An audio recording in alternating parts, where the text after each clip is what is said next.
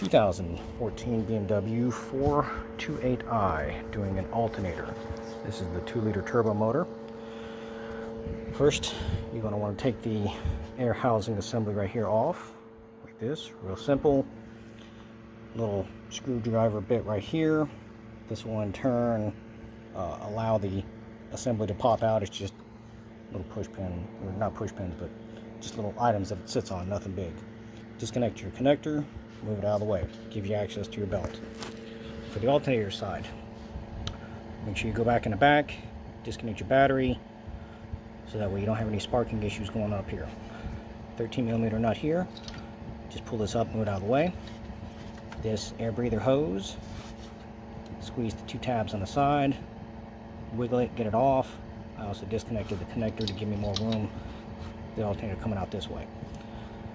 Disconnect your connector here for the alternator for the control circuit, move it up and out of the way.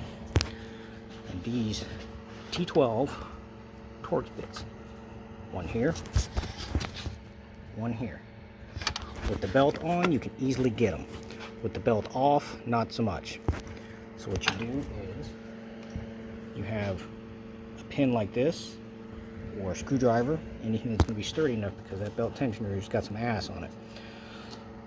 Rotate the little tensioner piece right here. That is a 15 or 16.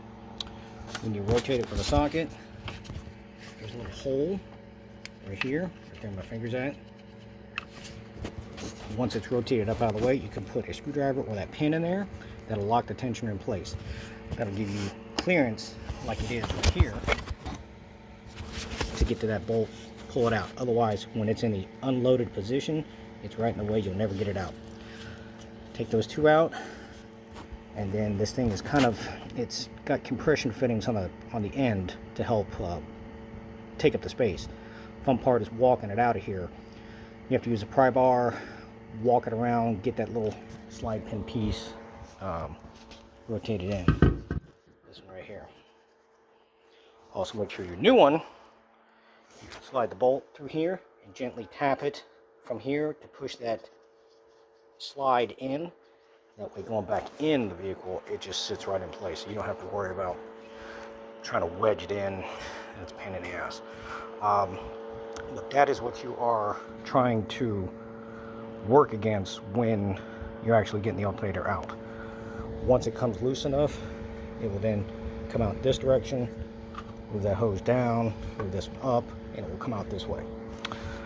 Same way going back in. Plain and simple. Put those bolts in before you put the belt on, and line it back up. Other than that, that's pretty much it. There's not too much as far as tips, except for locking that tensioner in place so that you can get to that bolt with no problem, and away you roll. Any questions or comments, please feel free to let me know.